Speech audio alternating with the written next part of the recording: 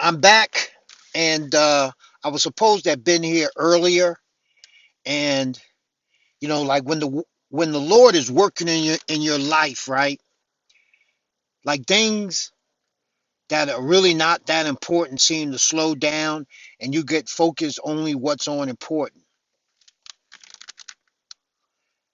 But I wanted to get to something very quickly before I get right to the reading, and that is I got something that's solid, right? I knew about this piece of literature, and I happened to show my niece my flag that I got outside.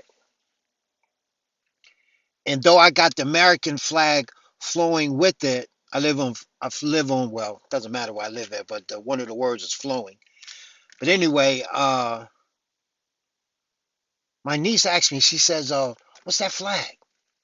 So I began to research very quickly to enlighten her, because when you're dealing with a millennial, you just don't really know how they mind, and if they ask a question, you got to catch them, click, yeah, you want it. Like, you got them now, right? So I happened to run into a piece of literature that I knew about, but gives me greater faith toward what I have in mind, what I call it long term, but it really isn't long term when you start learning how to collapse space and time. That's on another level, right? See, the way that I intend to do it is just for the little creature comforts that I like, just to prove that I know what I'm doing, right? But I'm really not that important, and I get it. There's a piece of literature called Return of the Ancient Ones by Goston El-Bey. This was we call her empress. This was a lady. We call her a goddess, but it was her state of mind. And the way that she describes herself is, she says, outwardly I'm not beautiful, but my beauty's within. And I thought that was pretty on point, right? And I've been knowing about this book for a long, long, long time, right? And for some reason, my niece like tipped me. It's called the tipping scale. No, the tipping point. And she took me where I ordinarily would not have researched, and I needed this for myself. Anyway, the book is called Return of the Ancient Ones by Goston El-Bey. The best way to get it is to put Return of the Ancient Ones .pdf, and it'll come up at no cost. Now I'm gonna get to the reading.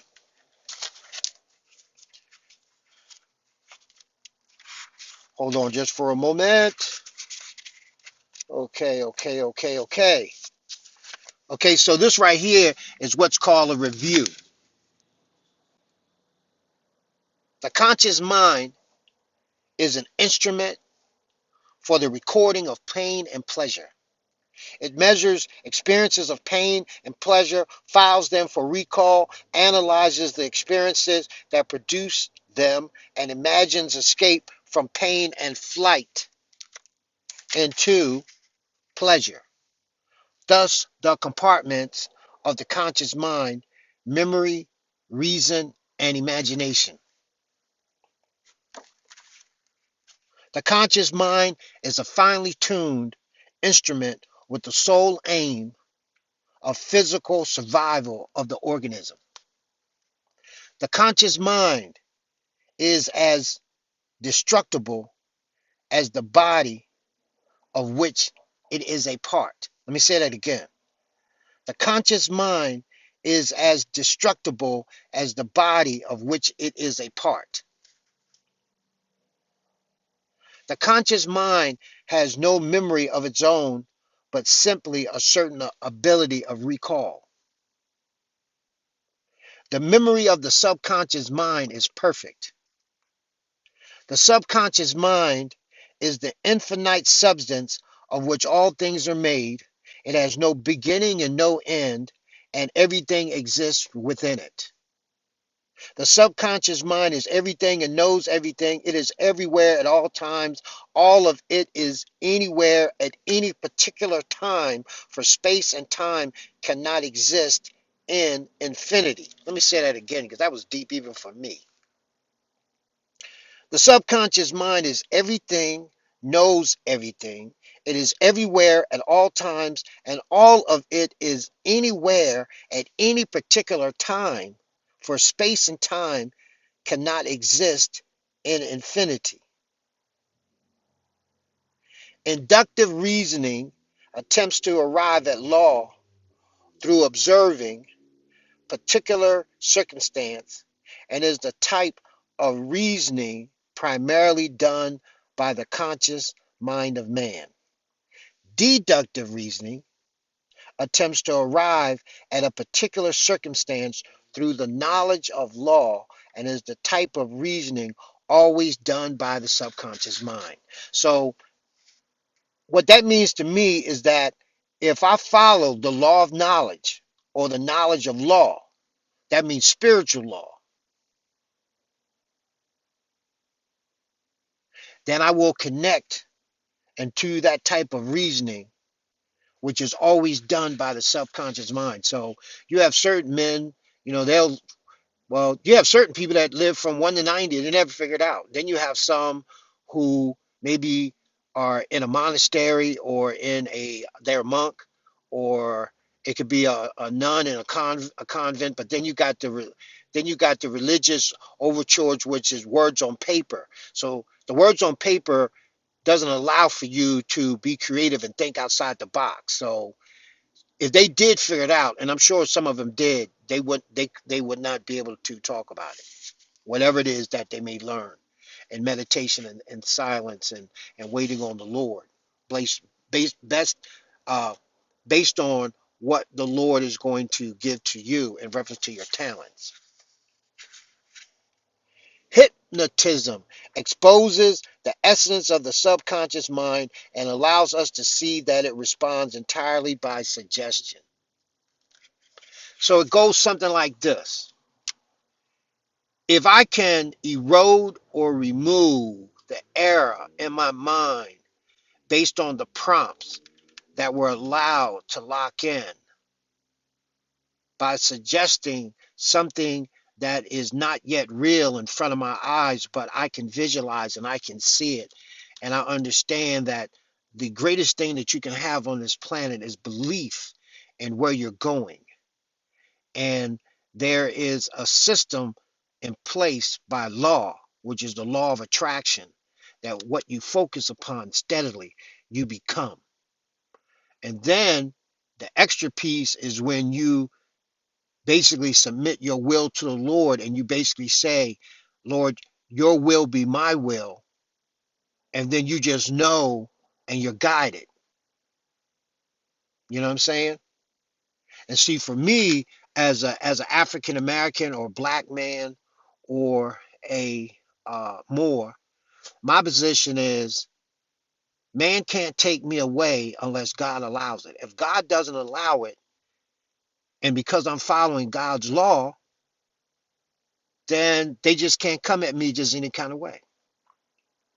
Because first and foremost, I'm not going to be where they want me to be if there is any issue.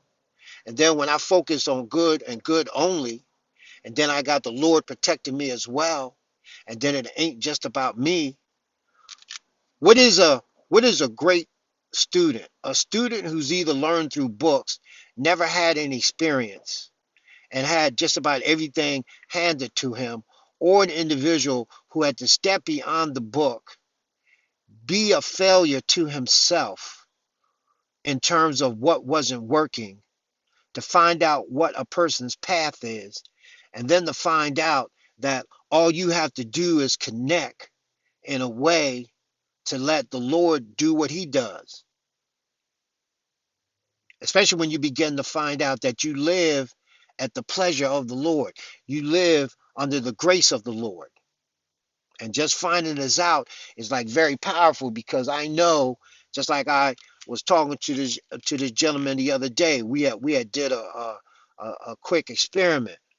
And what I did was what I did was I made a suggestion to him, and he had to lock his mind in on it for just 30 seconds.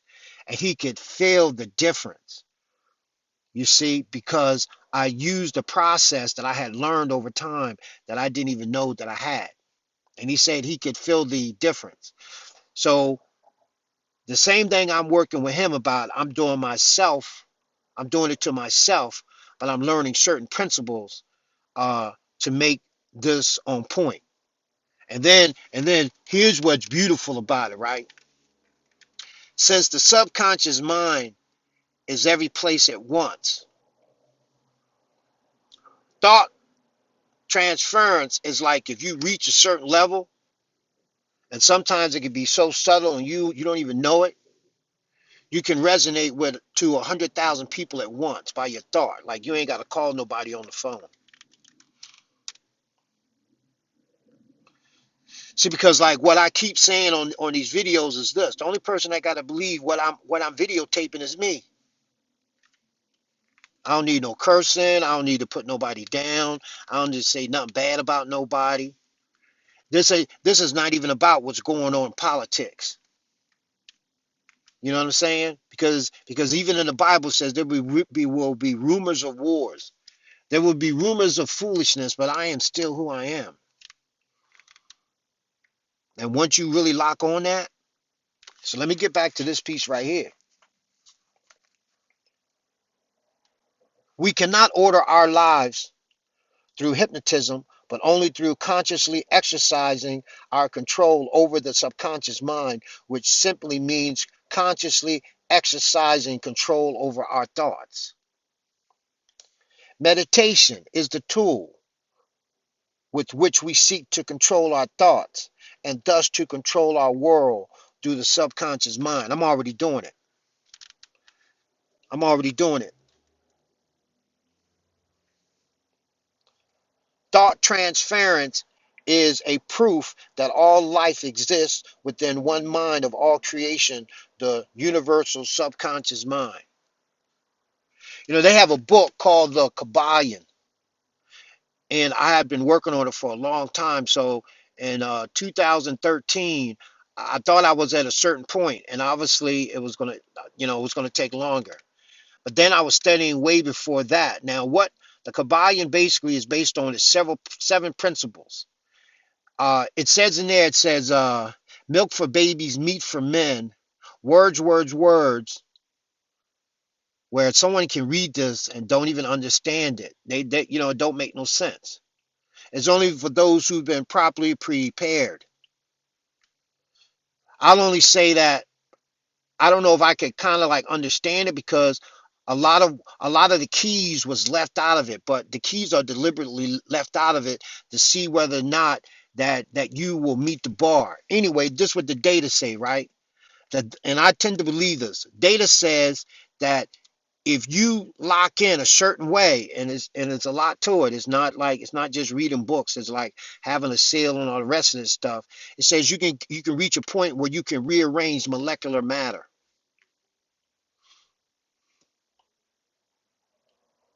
And see, molecular matter, it is a magic because you are using natural law, right? But check this out, right? It's like this here, right? It say your power be like this. They say people, placing in things. He say what happened is this: once you're able to manifest the power through thought, somebody else will have everything that you need, and they have no problem giving it to you. Because I mean, look at it like this: a man who has 20 Porsches, and he was thinking about giving one away anyway. But he think it's his thought, but it's your thought. Or it could be one of them demonstrations where the Lord connect you with an individual give you everything you need, right?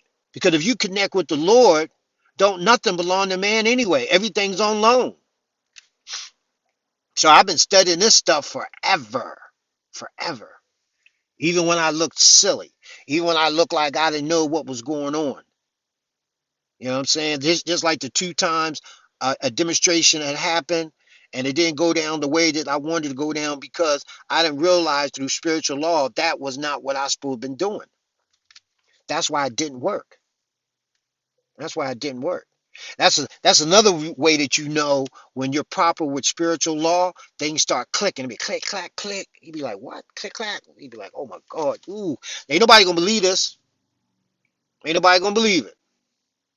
So I already know what time I'm on, right? The way I'm really trying to come, I'm trying to come in a way that's like I can't even believe it myself. And then I intend to hide within the individuals that I assist with where they was going anyway to take them to the next level. Cause I know how I'm rolling.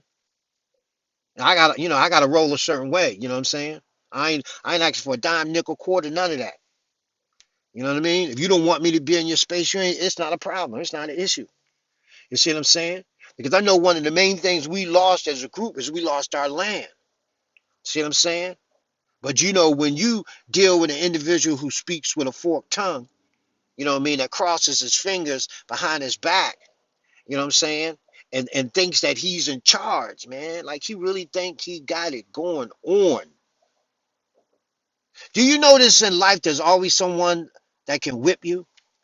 There's always someone faster than you are, someone who has more than you are. That's how God lays it down. Now what about this? What if you're in a situation and God says, you know what? Yeah, well, I guess it's time. But y'all gotta say it's time. I already gave you the tools already. We had Malcolm, we had Dr. King, we had the most honorable Elijah Muhammad, we got Farrakhan now, you know what I'm saying? Fred Hampton, he was assassinated. Huey Palmer Newton, he was assassinated, and anything else that could happen was assassinated, right? So look, this is how I look at it, right? They already letting us know what's up. You people live at the mercy of what we've tricked you into. In fact, I was studying something called the land of Nod. I was like, well, what's that? Did that mean like nodding to sleep? The land of Nod. What is that? What is the land of Nod? You know what I'm saying? Or what is El? What is Bay? Why is lawful and legal currency actually gold and silver, but we're using what's called fiat currency, but is backed by nothing but the future labor of the citizens of the corporate United States. What does that mean? What does that mean, man? I mean, like, how can that get me paid? That's how I look at it. How can it get me paid? You know what I'm saying? I mean, paid on a level where it ain't no misunderstanding. It ain't I'm dreaming. You know what I'm saying? Like the way I really want to come is that if somebody don't know us, they assume everybody just like me. Yeah, we got it. Like when people think about Dubai and its gold markets, and then we look how the continent of Africa is locked down. Like technically, check this out, right? Listen to this. This is deep here, right? They they through illusion. I don't even have to say who they is. They through illusion make it appear that they got everything. But guess what? They don't got God. God is impersonal, yet personal. You can't show me more of a loving and forgiving people than black folk.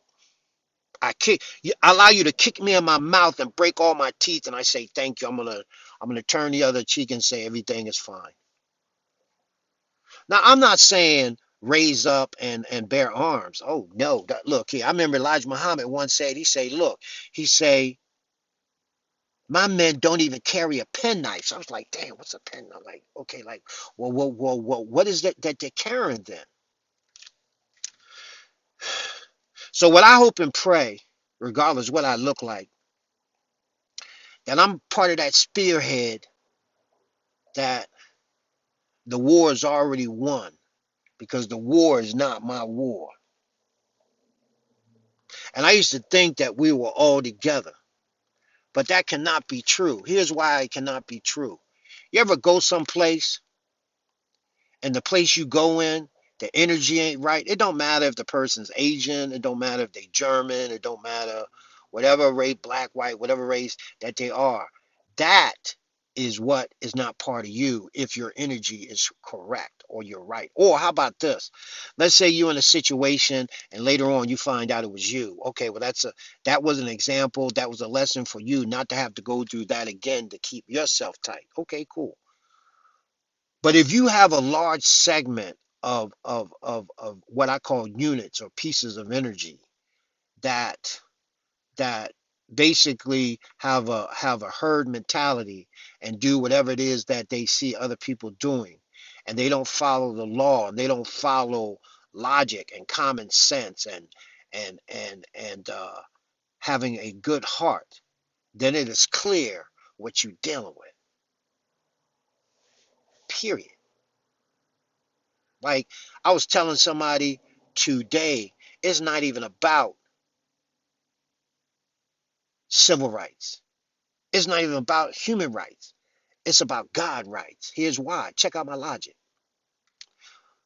Because when you have the right of a God and you understand that, can't nobody give you the rights that you inherit just by your birth from your father.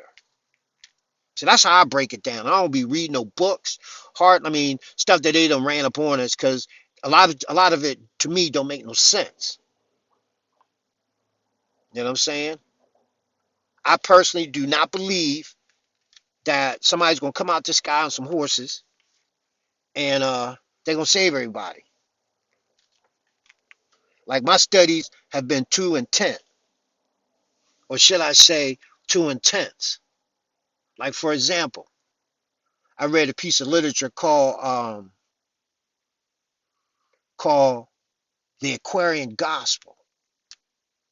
I think it's written by this guy by the name of Levi. Check it out if you think I'm, just speaking incorrectly or dishonestly. And so in this book, and I gave it to a Jewish girl. I remember the last time I gave it away to a Jewish girl that was trying to sell some books. And a large part of the book talks about the life of Yeshua when he left his parents when he was 12 years old, that they don't talk about in the Bible, right? And then I read a book that specifically was written on who taught Jesus the Christ,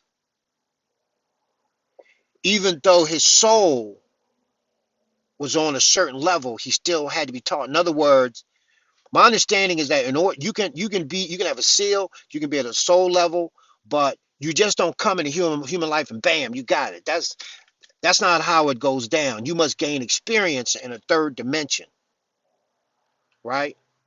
But the church fathers wanted a certain way how Jesus was supposed to be or whatever, right? Just like how he is depicted, what he appears like in paintings.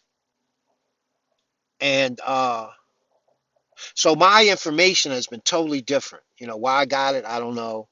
Has it got me paid? Am I sitting in my visionary ride right this second? No. In my mind, am I? Absolutely. You know. And so my situation is a little bit different. I wanted to say the rest of this and bring it to a close. Meditation is a tool with which we seek to control our thoughts and thus to control our world through the subconscious mind. Thought transference is a proof that all of life exists within one mind of all creation, the universal subconscious mind. Intuition is a proof that the universal subconscious mind contains the knowledge of the law and will reveal it to the conscious mind of man when a proper rapport is established. That's what I'm working on right there. That's me right there. Let me say that again. I need to hear that. It says, intuition is a proof that the universal subconscious mind contains the knowledge of the law and will reveal it to the conscious mind of man when a proper rapport is established. The subconscious mind has the power to heal the body, to create physical form and physical circumstance. but acute ill health must still be dealt with by the doctor, and acute mental distress must still be dealt with by the psychiatrist, for we have not come far enough in our faith and our conception to be able to remove all cause and effect from the plane of the purely physical. The first cause of every object and circumstance is its creation on the plane of mind. The first cause of every object and circumstance is its creation on the plane of mind. The first cause of every object and circumstance is its creation on the plane of mind. Now, what does that mean to me? What that means to me is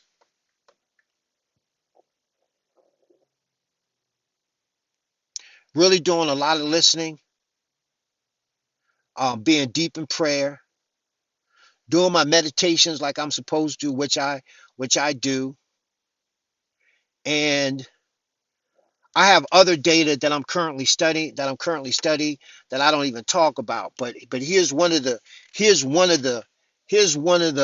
how do they say the nuggets, as the people in the real estate market, the nuggets. Okay.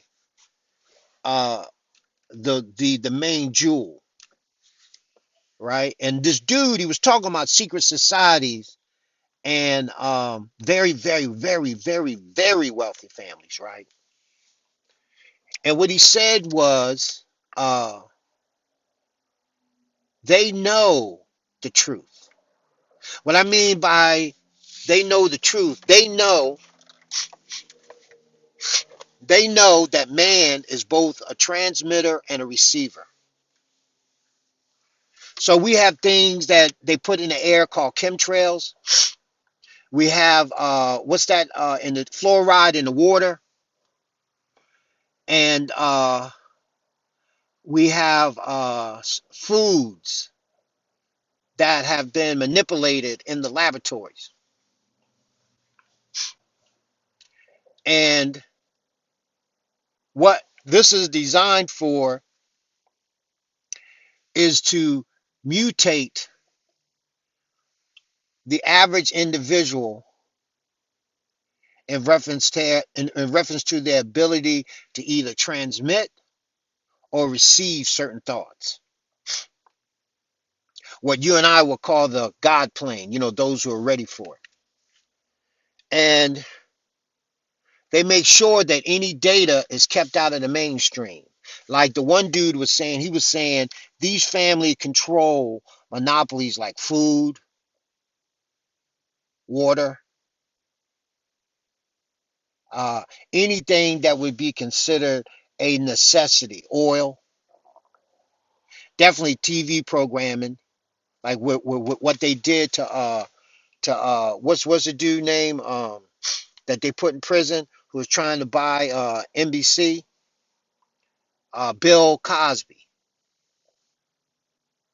But see, this is what I'm appealing to. This is what I think make my situations a little bit different, if I can even use the word "my" as in possessive, because you can't possess it.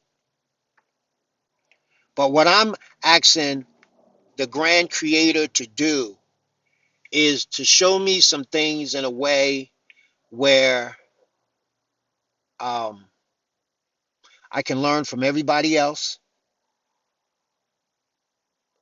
and the reasons for learning from everyone else is to learn what did they do that worked, what did they do that did not work, and then within reason what would work now.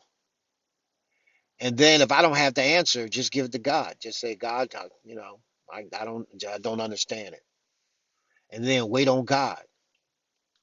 So quite often God talks to you in your dreams, especially when you start gaining control over your sleep, which is an art.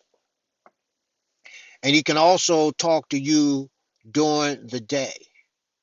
And the way that you'll know that it's God is because it will always be something good. It's almost like when you get a negative thought, or you think in a way that doesn't support good, even it may be kind of true about the person that you're thinking about, you catch it, and you reject it, because you don't give that thought energy time to to to gain a place and form in your mind, therefore in your soul. Then it gets into what they call your cell membranes. I mean, this thing, neurotransmitters. I mean, it start getting deep, right? You know what I'm saying? Because see, what I found out was this: for me to do the stuff that I want to do just on a low level, I don't have to be like real smart. It ain't gonna take me but a minute. In a minute, like you know what I'm saying? Like, but now my situation is totally different because, like how the information says, if you gain a rapport with God and you connect with that subconscious, that super subconscious mind, or that subconscious mind. I forgot the saying that would have sounded so slick for me to say it right now. It's like it's like it's oh yeah, okay, it's a wrap tomorrow.